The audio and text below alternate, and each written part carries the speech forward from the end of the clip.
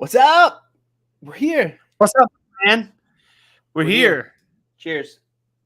I don't have mine ever since last Wednesday when I got raked over the coals by you and Garen and Chris about my decaf intake and how it's What's not up, coffee? I don't drink coffee. I drink water. This is water. Okay. Anyways, I don't have my drink today. I did have one today, but I am reducing it down. I will say that. I almost just went, oh, I've got my mug here. I'll pour this other mug into here. But then I realized that my daughter wanted a snack. And so I used this mug. And so there's like granola crumbs in here. So added bonus, man. So this morning has been. Oh, well, let's introduce ourselves. I'm Zach. This is Jason. We are co-hosts of Hustle Machine, where we are trying to what is it? What are we reconfigure? Yeah, fight. Basically, fight against what Western culture defines hustle and hustle culture. It's toxic, and we talk a lot about that on our show. We have 20 plus years in website development and marketing history with our company Market House. We are both co-owners of that as well. So that is a little bit about us if you don't know who we are.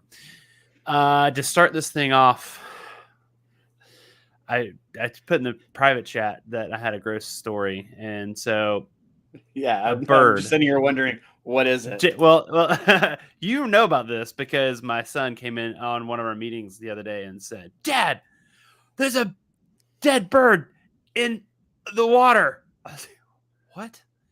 I didn't know what he said. That's what he said? Yeah. He says, "There's a dead bird on it," and it was on our back deck in this bucket. I don't know how I got there, but I forgot about it. Bro. Bird flu. I forgot about it. And that was like 2 days ago. And it's been in the 80s and 90s here. And it's been sitting in that water. And my wife was like, "You got to deal with that today." I was like, I completely forgot it was there. Crap. Okay. It's so disgusting. Let me just say. Just like dump it out in the woods? Yeah. I walked it down to the back of our property and like held it really close and like, don't slip. And like it's sloshing around. There's yellow film on the top of it. And as I'm walking, it didn't smell at first, man. It did not smell at first. But as I walked and it started moving around, that's when it broke the seal of the stink. Oh, dude. I got back up. I could still smell it in my nose after I'd walked away. Do you like it was like the doctor? Oh, man. Were you like lathering all the way to your elbows? I took my watch off. Like I was like saying like you're supposed to say like the ABCs when you wash your hands. Yeah. And that's supposed to be like their happy birthday or whatever. Like I did like 2 or 3 times, and I just kept going. That's great. So yeah. So welcome to my morning. But I did start the day by a nice walk by the lake before I did all this, and sat on my neighbor's dock dead for a minute. avian relocation service. Yeah. So I have my neighbor's dock. He lets us use it and go and sit on it. So I went and enjoyed my morning. And then nice. That's when my wife was like, "Hey, can you take care of this bird?" And I was like, "Ah, sure." But here's a segue. I was able to do that because I am my own boss. Did you like that? That's a good segue. That was a good segue. Solid. Good segue, right? Solid. You took us around. We learned about how to maybe properly dispose of a dead bird. Probably not the proper way to dispose of a dead bird. Did you hear about this? Did you hear about the story? Before we go any further, did you hear about how it backfired where people were texting random people how to get the question was they were putting out to random people was, how do I dispose of this body? How do you want me to dispose of this body? Yeah. Like, first off, really bad idea. But it backfired. How many people got the cops called on them? Well, that's what I was about to say. Finally, one of the people actually randomly texted a cop. It was either a cop or like a detective or something like that, and then the hammer was dropped, and that person got in some serious trouble. So Yeah. So note to self, don't text that. Don't But joke about anyways, body here we disclosure. are. Right. Got it. And you used to I'm be gonna able make to a ask, note. you remember you used to get asked Siri that question, like how to dispose, where's the best place to hide a body or something like that, and it would answer you, and it would like show things on a map, and like that's really creepy. Why do Yeah, you know this? that was around like years ago, man. Like when Siri never became heard a of that. thing, that was like people were doing that. Yeah, Wow. we like that. Our kids like to use Siri to tell her, get them to tell her jokes. It's pretty amazing. Gotcha. Sulfuric acid, no, that scene. Oh my gosh, that scene is traumatizing. Oh gosh, have you seen Traumatizing, Chris? That's traumatizing. The Blacklist? So awful. The Blacklist. There's a guy who like disposes of bodies. He like puts him in like those big like jacuzzi tubs in a in like Is a that hotel. the guy? And like he like pours in all the chemicals, and then like it breaks it all down, and he just flushes it down the drain. That's disgusting. I promise People that are we're twisted, a show man. about business and entrepreneurship and fighting the world of toxic hustle culture. We're not just What's up, Garen? Disposal. What's up, Garen? I do have a question though. What is swag surfers? I don't think I'm hip to this jive. I get it. Now I get it because we got some hustle machine. We got some hustle. Okay. Right. Sulfuric. Ugh. Okay. So Gross. nasty. I do not want to be a part of that. Garen is too cool for school, guys. Yeah, that's true. Yeah. For you guys who don't know, Garen Garen is the creative director for WINJECT. That's right. So, being your own boss is what our topic was on our recent episode dropped today. So go check that out, Hustle Machine, wherever you like to listen to your podcasts, whatever, it's on there. Go find it. We're also on YouTube. I know I'm such a great promoter of our show. Just go find it, whatever. Anyways, what I was going to say is being your own boss. That was our topic. Mm-hmm. We've had lots of conversations with different people over the years, and there's a lot of these conversations that end up happening of these misconceptions of, oh, it's nice. You can go and work from the beach all you want, and you can like sit on the beach and work. Whether it is true, and there is those rewards, the burden sometimes that is on the shoulders of a business owner, an entrepreneur, or being your own boss, whatever you want to call it, has lots and lots of things that people don't think about. It's a lot of work. It's a lot of work. It's a lot of stressful situation, especially if you're in it by yourself. We're lucky; we got me and you. Yeah, I think that if you're looking for two guys to talk about how to better your own life by having passive income, and you're just like sitting around and just like getting money, that's not this show. Our show is about this episode is going to be about being your own boss, what it takes, the highs, the lows, the peaks, the valleys, the ups, the downs, the ins and outs, the struggles and the wins, the perks and the not perks. But like, it's being a boss is a lot of work. Being a boss, being your own boss, running a team of one or two, running just yourself. There's a lot of work because you end up having to wear tons of hats for the business. And one of the things that we discuss in the show is getting so laser focused on a project that you forget about big picture stuff. And so one of the things that you run into a lot when you are running your own business is you lose focus on the sales cycle. And so this has happened to us, and tell me if it happened to you, but like if it's you'll be working on trying to close a deal or something like that, or trying to get new clients and stuff like that, and then they get the clients, and you're like, okay, let's make them happy because now I have the customer and I want to get paid. And so you're working to make them happy, but then you lose sight of following up on some leads, or stuff that you have just in your pipeline. Maybe just doing some soft touches on things that might generate some income down the road. Maybe you don't have to do anything right then, but like you drop the ball because you get all in on trying to fulfill, and then you miss out because you'll be like, okay, great, I just finished this 2-month project, and then I've got nothing. And so I have to start my sales cycle all over again. Now, it's not say like you got to like be constantly selling on the phone every single day, but like, give some light touches to some leads, maybe reach out to something while you're working on a project, but just don't drop that ball because it's really easy to forget about it.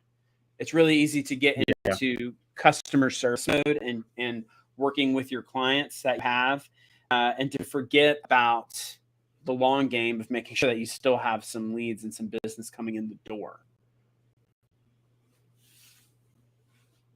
Yeah, something's up with my internet, so if I go in and out, I don't know what's going on, but it's like things keep cutting in and out. So if I look like I'm confused, it's probably because I am, because I don't know what's happening. So I apologize. And it was What'd you say? Do you want me to just continue? Because no, you're good. Okay. Yeah, go ahead. No, I was just talking about don't lose track of the actual sell, because then that digs into your cash flow. Because as an entrepreneur, especially when you're starting out, you will have these seasons of feast and famine, right? That are triggered by losing sight of that big picture sales thing. So, it's get ready, because there are times when you are shifting from working for somebody else to working for yourself, where you might have 6 killer months where you are just rocking and rolling, and then the well might dry up. Maybe you've exhausted the lead source that was coming in, and you don't have anything else right now, and you're like, oh shoot, maybe I shouldn't have paid myself as much. Like, so it's try to think like out. Well, I mean, just be consistent with how you're paying yourself, making sure that like you are looking ahead, and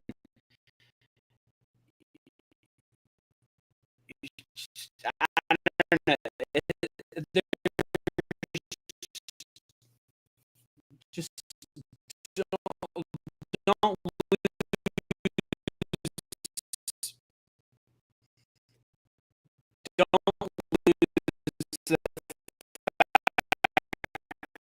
you have to wear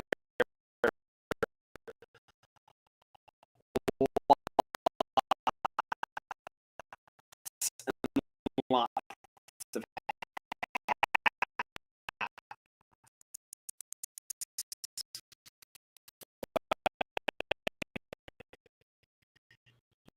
you're not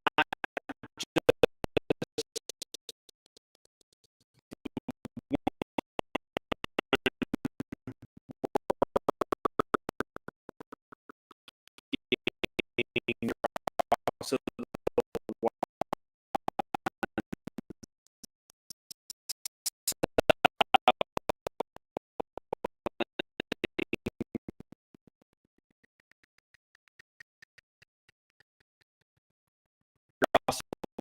one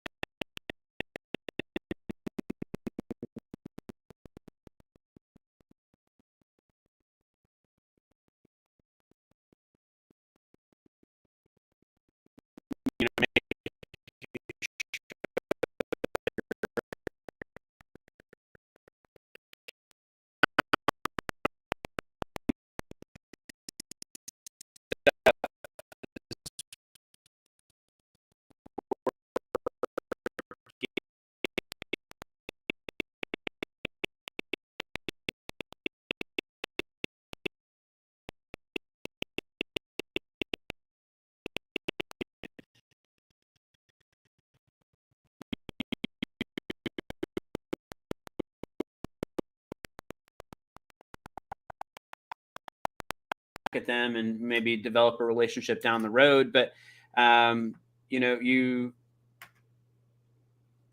I don't have any know where I was going with that, but the whole goal is when you are starting your own gig, you want to set yourself up for success. You don't want to burn those bridges, because there's a balance that you need to have.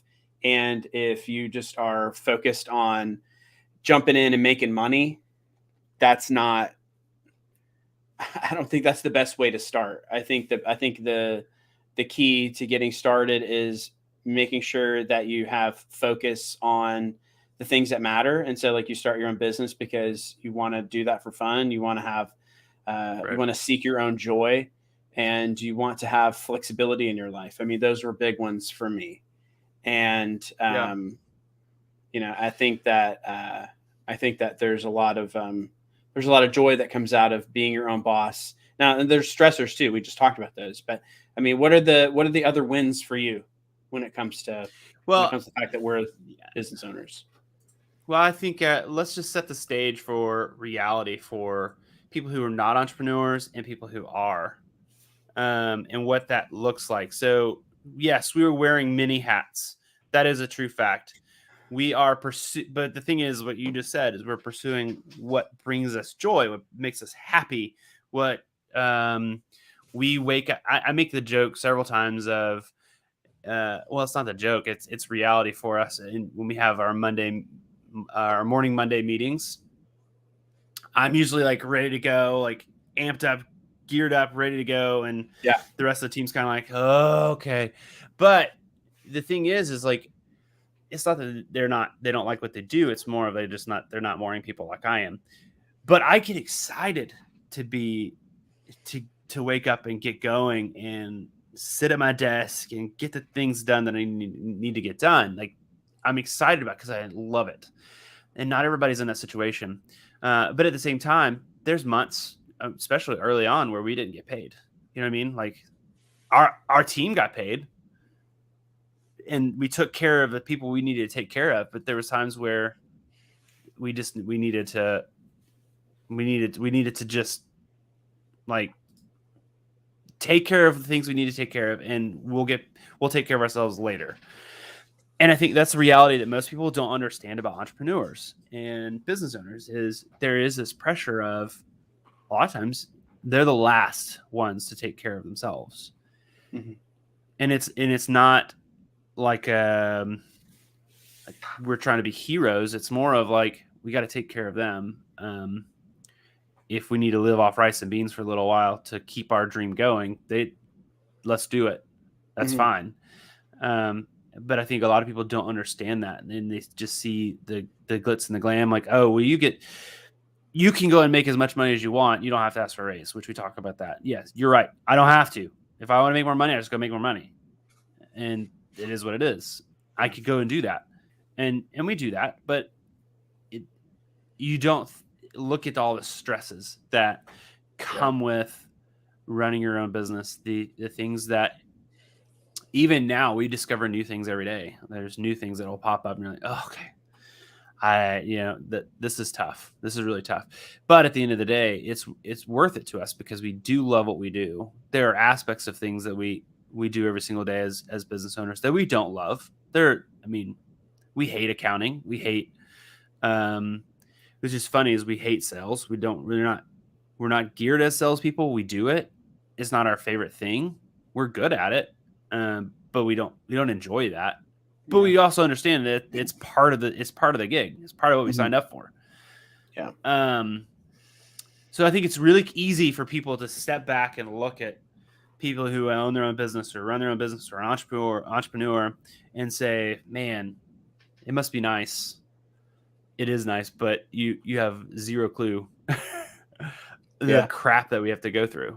We don't necessarily talk about, and I guess we're laying it out there. We're talking about it now. So if any of you are out there that are entrepreneurs, put it in the comments. Let's hear, like, what are some of the stresses that you go through that maybe we haven't thought about, or maybe that you deal with on a regular basis. Yeah. For me, one of the biggest wins when it came to running the business, and was one of the things that I thought about. Like, it was really big for me before we took the jump full time, was like being able to completely own your wins and your losses. Right. So like, when we were like both like director roles, but like you still have to get like approval for things. You still have to like pitch ideas and stuff. And I don't know about anybody else, but like for me, man, I didn't like, I know my idea was good. Like, I don't like, let's just do it, like that. And that's one of the things that really intrigued me about being able to run our own team, run our own business. It was like being like, you know what? This is my idea. This is what I have. Let's do it. And you're really only having to convince the client at that point, because it's your business. Now you could totally bomb it and that would be on you and you could potentially lose the client. But like, if you win, then it's completely your win. You don't have to share it. You don't have to like, it's you. And like, if you have like a small team or whatever, but it's yours, like that's right. Your win. Like, you get to feel that, right? Like when you have a win, that's awkward. When there are wins in a 9-to-5 working for somebody else, it feels like very like disconnected from the actual win, unless you have like if you do well in this account, you get a bonus or something like that. Okay. Yeah, that's great. That's awesome. But like, beyond the money, like being successful, like seeing success with a client that that you caused, that's like a really good feeling. You're like, okay, 100%. Great. That's awesome. Like, they're making money now. They can pay their team. They're growing their business directly as a result of the things that we did. Like, that's awesome. That's an awesome feeling. And as a business owner and entrepreneur, being your own boss, like you feel like $1 million. Now, I mean, there's also the negative side to that, like total ownership of your wins and losses. Like, you own all your losses. You own any failures that you have, but also when you start your own business, because you want to be the one that makes decisions, you got to make decisions. And it's like, oh, I don't want to I just need somebody to make this decision for me. Like that. Yeah. Sorry, Charlie. No, that's all on you now. So like, you're the one who has to keep up with the schedules and the emails and the customer communication and the projects and the money going in, going out, invoicing, all that stuff. Like, that's all on you. Now, you can get people to help you. You can hire part-time people. You can hire full-time people. You can hire project managers. You can have like virtual assistants. I mean, that's getting even bigger now. So, I mean, it's, ownership is awesome.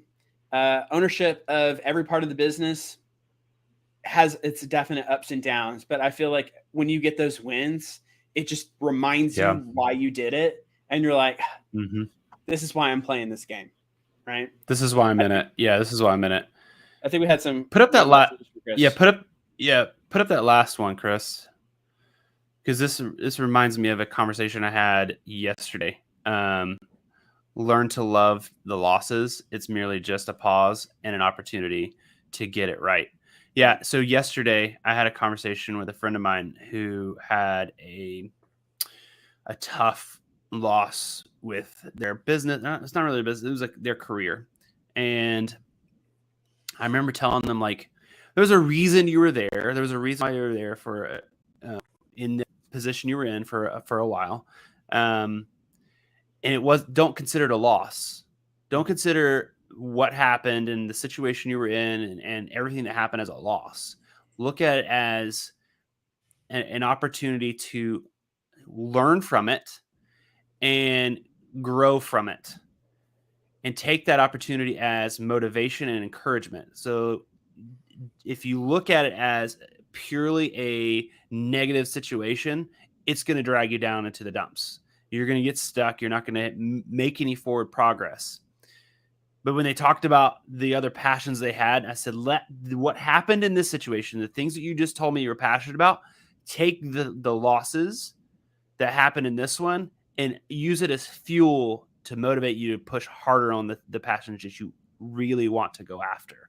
If that's what you want to go after, then go after it 100% now, because now you don't have this weight pulling you behind that was dragging you down or stressing you out. Now you can fully move forward, not worrying about the negative side of it. Take it and run with it now. Use it as fuel. Because I think a lot of times, especially entrepreneurs, I don't know if you're this way, Jason, but if something negative happens or bad happens with a client or anything like that, the first reaction is I take it personal, and then I will get down to the dumps about it. Like if we lose a client, which has happened, and it's a large client that we need to keep that funds coming in, we lose it, and it's like, oh, what could I have done differently? Like I immediately kind of think that first, like, okay, what can I learn from the situation? What can I do to set in place to make sure this doesn't happen again with any of our other clients or any of the new clients we're going to get? So use those losses, like what Chris said there, learn to love the losses, because those are the moments where it strengthens you. It moves you forward into a new opportunity to grow as a leader, grow as a business owner, grow as a person, and use it as fuel to motivate you to go forward. Yeah, I feel like if it doesn't, I don't sound pompous. It doesn't bother me like as much as it bothers you, I guess. Yeah. Like if we have a loss or something like that, I'm like, dang. Okay, what do we got to do? Like I just let it sit with me for a second. But most things don't really bother me for prolonged periods of time. That's just me. But I'm not everybody. Like, because I know that, like, I just know that things are going to work out because I believe in myself. Like, so for me, that causes any of the negativity to just kind of like, because I was like, okay, I'm good. I can do things. I know how to do things. I got that client. I'll get another client, So it's like, for me, I don't sit with the losses as much, but it's important to feel them because you don't want to feel that way again. So maybe you take a second, do what you said, think about like, man, what did I do wrong? And just try not to do that again. But, I think one of the really cool things about being a boss now, and I think you and I were talking about this the other day, is like in this world, right? You can literally do anything. Like, me and my wife were talking about this last night. If you want this to be your career, you could feasibly make this your career. Like what we're doing right now, like having a conversation and having people watch. Like this is a show. This is a thing. We're doing a thing right here. And, if you monetize and you get advertisements and you turn it into like a bigger thing, then it could be like, that could be your thing. And, if you want to be a content creator, figure that out, do that thing. If you want to be a maker and create things, physical products, you set up a store, go to Etsy or something like that, and build a following and sell your stuff, and maybe open up a brick and mortar or just do it all online. Like that could be your thing. Like back in the industrial age or whatever, people were like creating 100 years ago, people were like making candy machines. Like, I like candy. I'm going to make this candy in my house. I'm going to make a machine in a factory, and boom, I got Tootsie Rolls, And so you have like, they created like these physical things. Now we're moving into more of like this technology age. And if it's digital and it's happening on the internet, like you can make it happen.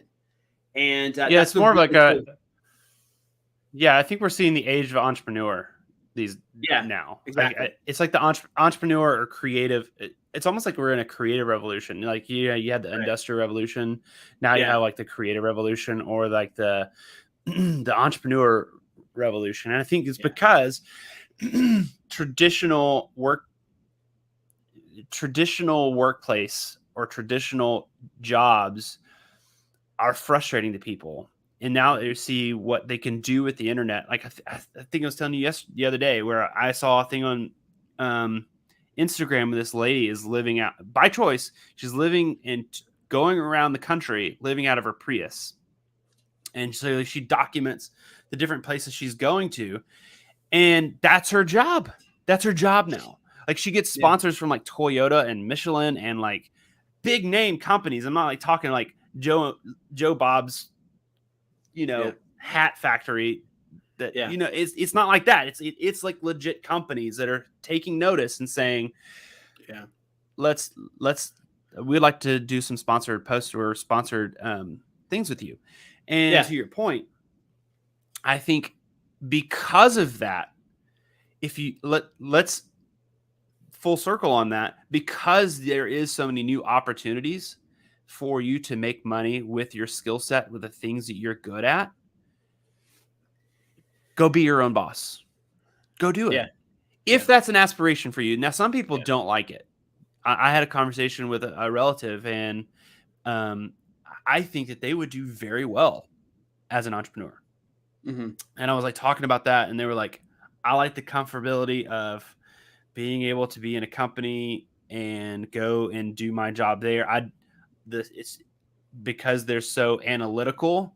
They're like, that part would stress me out to run my own thing. It would just stress me out to no end, knowing that it's all on me, and that's very stressful. But if you're tired of being stuck behind a desk 9 to 5, working for somebody else, when you have something that you could do that could bring you more joy, bring you more happiness, operating the things that you're gifted and skilled in, and getting the appreciation for it that you deserve, then go for it. Because there's a million ways you can do it now. There's a million ways. And there's a million steps you can take, even if it's setting up, we'll use the word passive income. There's other ways you can generate income to pour into what you want to do that what your passion may not draw the same paycheck you're drawing right now. But what could you do? What small things could you do to set yourself up where you could step away because you have replaced some of your income, and you just need a little bit more cushion for you to start what you really want to do. And the world has opened up. It could even be a thing where I know plenty of people who are content with a side hustle. They like their main job. Like they're like a therapist, but they also are into photography, and they want to do both. Yeah. They don't want to. They don't want to pick, and they're happy doing main job number one, and then having fun doing occasional jobs on the side. Like, and it's not a stressor to them. Like that's how they actually find their joy, is doing both of them, and that's fine too. One of the things I love, one of the ideas I love about this whole world, and I love what you said, this creative revolution, is where if you want to be a creator or a maker or something like that, and you can find success in that, awesome. I think about like the live streamers that I watch, like on Twitch and stuff like that, and YouTube. Like these folks develop their whole brand, they produce content, and some of them get burned out. I follow several who get burned out and be like, you know what, I'm taking the month off. And you think, dang, okay, well, they take a month off. They take a month off and they go on a bike across Europe or something like that. And they go do something, or maybe they don't go on vacation. They just sit around their house and fix things around their house. So, I've neglected this part of my life. Let me fix this door, fix this fence, or, whatever. Make an adjustment. But then they go back into it full time because they find their joy there. I think that's such an amazing prospect when it comes to being your own boss. Like if you could find a passion and turn that into a paycheck, that's amazing. And if you can live that, more power to you. There are highs, there are lows, but when you're living your joy, I mean, that kind of trumps everything else for me. Yeah. Yeah. Have you ever heard of Super Chat? No. My wife was showing me this actually yesterday. So she was watching. She's got into the Johnny Depp Amber Heard trial, but she's not like following it. Like, yeah, there's been a few things. She's not like watching it that close, but she had stumbled across this lady who is, she used to be a district attorney for some city or whatever. Yeah. And so what she does now is she set up a YouTube channel where she watches cases, and if they're live, she'll do live streams and comment on them live and give you commentary of, "Oh, that's good. What they did." I think we lost you. I don't know if it's my connection or yours, but I don't know.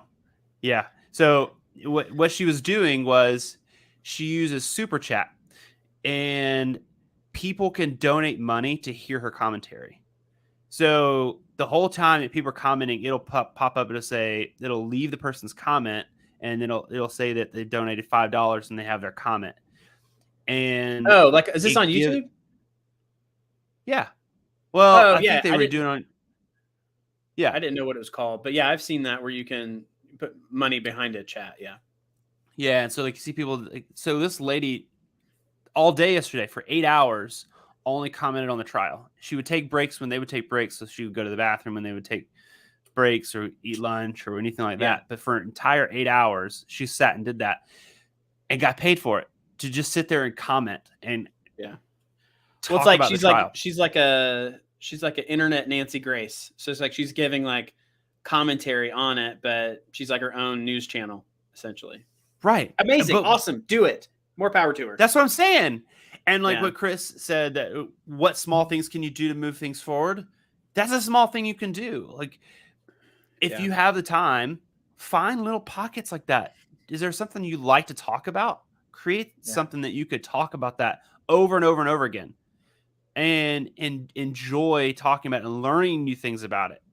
That's what I'm talking about. And you can get yourself to where you want to be if you want it. And the whole premise of our episode today, so go and listen to it wherever you listen to your podcasts. But the whole premise is like talking about the highs and lows, but also the perks.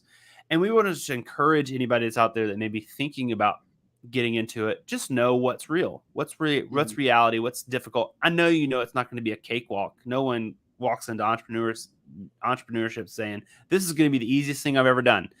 But it's rewarding at the end of the day. That's something that me and you love what we do. We love it. And the thought of it turning south, knock on wood, it never does. But the thought of it ever happening that way, I don't know. It would be very depressing to go back to a regular 9 to 5. I would be very depressed. I would have a very hard time with that. Well, I enjoy it so much.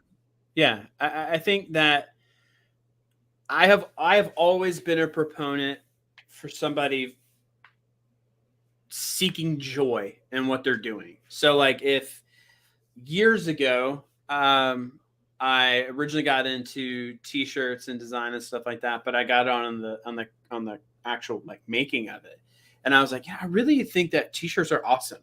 Like, how are they made? And so like I researched it and I was like, oh, okay. And like this is like before there were like tutorials and stuff all over YouTube. Like I bought a book. I bought a screen printing book and I read the book. I'm like, oh, yeah, that's how you do it. And I really got into it. Like I bought equipment, I built some equipment, and I was like teaching myself, and I was like, I could do this. And like I took on jobs and I did designs and I fulfilled orders and things like that. And I did that for a couple of years just on the side because I liked it. And then I was like, you know what? This is a lot of work. I don't enjoy it as much as I did. I enjoyed it for a time. I know I learned a new skill. Okay, I'm done with this. Let's move on. And it's not like it was like a fleeting thing. Like I did it for a while. But I found joy in it and I loved learning that new skill. And there was potential there to turn it into like a career. And that was awesome to me.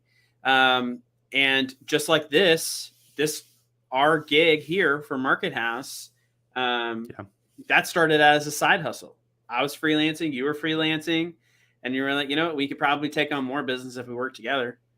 Okay, cool, let's do it. And then we've been doing that for a while now. So 9 years. Yeah. So I mean, it's if you look for the things in your life that find joy, take those little steps, take those little movements to move forward to nurture that. because there's potential there. You could find out that, man, this is the thing that I want to do. I'm going to make this a career. I actually made a little bit of money, not putting a lot of effort into this. If I went whole hog and actually started doing this thing, I could actually make a career out of this. Or you could find out on the other side of the coin, man, it's not for me. I don't really like that. I don't like making the decisions. I don't like calling the shots. I like my job. I'm comfortable there. I like who I work with. I make good money. I don't want to leave. I like what I do. This is for me, because entrepreneurship is not for everybody. I think you. Sorry, go ahead. I was like, but unless you nurture that initial thought at having joy in whatever it is that you want to do, unless you nurture it, you're never going to know.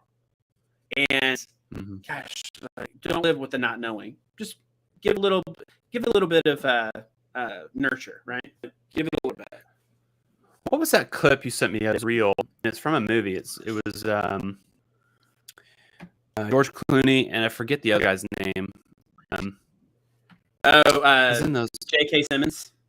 Yes, that's it. Yeah, it was the airplane movie or whatever. Yeah, where he's look up the movie, because Up in the Air. He makes a really good comment in that clip of just like, you were going to be a chef and they took that from you. How much did it cost to give up on your dreams? And he was like $27,000 a year. Yeah. And like he put in how much is it going to cost for you to go back to your dreams? And he's like, I never thought about it. Like, when is it going to be enough to go back and live your dream? Yeah. And I thought that's that was a really such powerful clip. That was a really good clip. And I was like, man, that's really good. Because I think a lot of people get into their life and they look back and go, oh,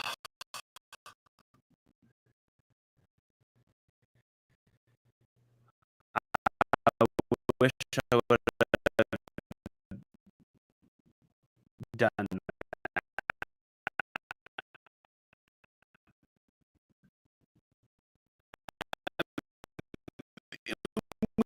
I think we all, there's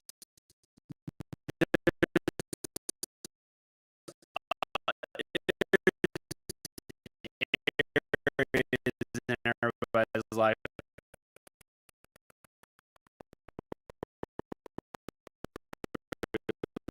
look back and say,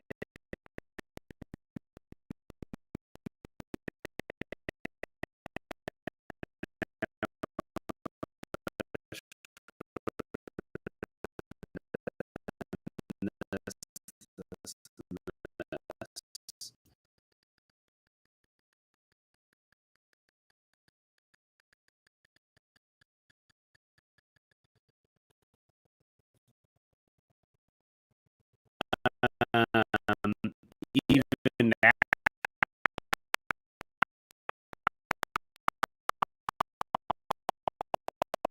like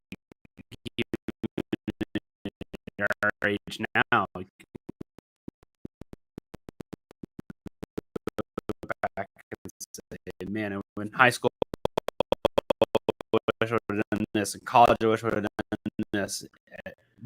Yeah, there's always going to be that. It's funny when you're a kid and you talk about how the time goes. And for me, I have that clip in my head that time was going. It's like always and you are playing whatever.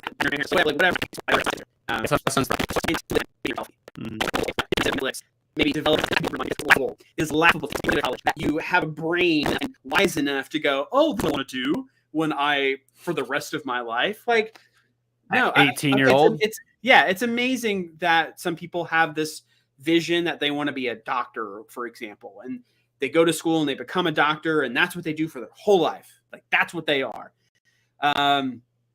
I didn't know what I wanted to do. Like, I did very well in school. I was number 3 in my graduating class in college. Like, I knew that I wanted to be successful. I had no idea what I wanted to do. I changed majors like 2 or 3 times. So much so that I had like just a random English minor just sitting there. I'm like, oh, cool. I almost had a history minor. And it's just like, because I didn't know what I want to do. I just know that I wanted to be successful and I wanted to do things that gave me joy, that made me happy. And throughout my career, I've pivoted and shifted, all kind of staying in the creative space, but I've pivoted. And to think that what's so funny is we talk on the show about how I have changed, especially with like company culture. Like when you were like, I want to wear like a hat and shorts. I'm like, no, we are professional businessmen. We are professional businessmen. We do not wear hats and shorts. Yeah, you said when I see a grown man wearing a hat, I think they're like a child. I remember you saying that, and I was like, ouch, dude. I wear hats. But like the thing is, we are changing. We are adaptive. Yeah. And so I think it's also really important to be receptive to those desires to maybe want to be more, to give yourself a little bit of a boost to go, you know what? I'm going to nurture this passion in myself, and I want to do this thing because I've shifted, I have changed, and I never in a million years would have thought that I run my own business. It was a joke because my family is all entrepreneurs, all of them. And they always joke, like, what are you going to do when you grow up? Like, are you going to run the family restaurant? I'm like, no, I'm not a business person. I don't want to run a team. I don't want to run a business. I don't ever want to do that. I remember vividly having this conversation with my dad in the AMC parking lot. And we talked about this when I was like in college. And I was like, nah, that's not for me. I don't want to do that. That's not me. I am happy and content working for someone else, being told what to do day in and day out. I'm happy with that life. I'm not that person anymore. And that desire that I have is to be more, is to grow my own gifts, help nurture others and grow gifts in them. Like, that's what I want to do. Entrepreneurship is for me. And through all the highs, through all the lows, being your own boss can be the most rewarding and wonderful thing that you could ever do. And if you have the wildest a desire, roller coaster you've ever been on. Huh? Yeah. And if you have that desire, wildest roller coaster. Yeah, if you have that desire, do it. Like just step forward, do it. What is that great advice? Sometimes knowing what you don't want will help you identify what you do. Exactly. We have that conversation with clients. Like, okay, tell us what you don't want. That way it won't appear in the final product. We always end that with when we are building a website. That's one of the things we ask. We ask a lot about what they want, and then we say, okay, last thing, what do you not want it to look like? And it seems like a silly question, but they always have a response. Every single time, they always have a response. I don't want it like this. And then we even do it with our buyer personas. Like when we have clients we say, okay, this is the client you do want. What do you not want? What clients do you not want? I know the opposite of those people, but specifically, what do you not want? Yeah. And it's funny that they have responses. They know exactly who they don't want. And then you have, if you sit down and look at it, full circle, your life is short. Life is short. And when you have kids, it goes faster. As you get older, it gets faster. And days go by quicker. And I think the thing is when you're going to spend something like half your life on, third of your life, with your career, do you want it to be something that's fulfilling? Or think about it. You're already spending a quarter of your life sleeping. You spend a quarter of your life sleeping.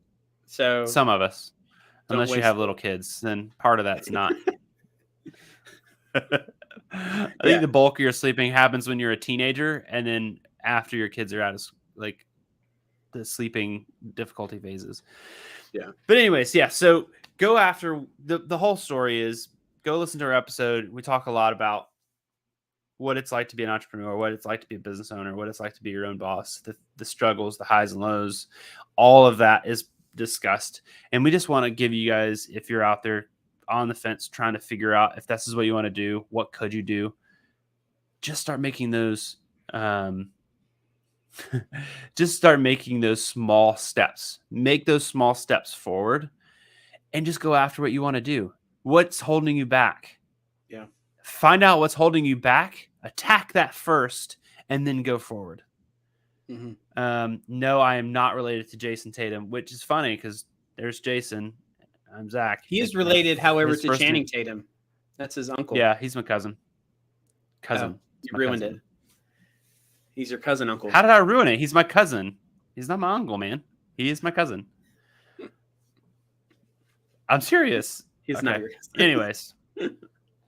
No, he's not my cousin. Yeah. I Okay, did guys. trick my sister-in-law on that, but anyways. Thank you for listening. We are Hustle Machine. We are Jason. I am Jason. He is Zach. And we have our show, Hustle Machine, drops every Wednesday. This is an inside look into the episode. We do it exclusive with WINJECT, which we are a partner of. So make sure you go and check them out at winject.com. Join the community for free. You can engage with us and all the other podcasts on the network. If you are a podcaster or creator, or you have that dream that you want to foster something and you want to grow and be more and do, check out WINJECT, because they will help you nurture that passion. So go check out WINJECT.com and join for free over there. Join our group discussions over there, winject.com/group/hustle machine. Check us out personally at hustle-machine.com. Find us on Facebook. Just search Hustle Machine. We're there. And until On next YouTube. week, Yeah. we appreciate you guys for listening. Adios. Bye. Deuces. Podcast is brought to you by WINJECT Studios. We are an all-in-one educational platform for podcasters that revolutionizes how hosts leverage content to increase engagement with listeners, downloads, and income. We come together to focus on community, collaboration, and collective impact. For more information on how you can interact directly with our hosts, access exclusive live content with offers you can't get anywhere else from our official partners, join our purpose-driven community by visiting www.winject.com. If you're ready to build a career doing what you love, then we're ready to see you there.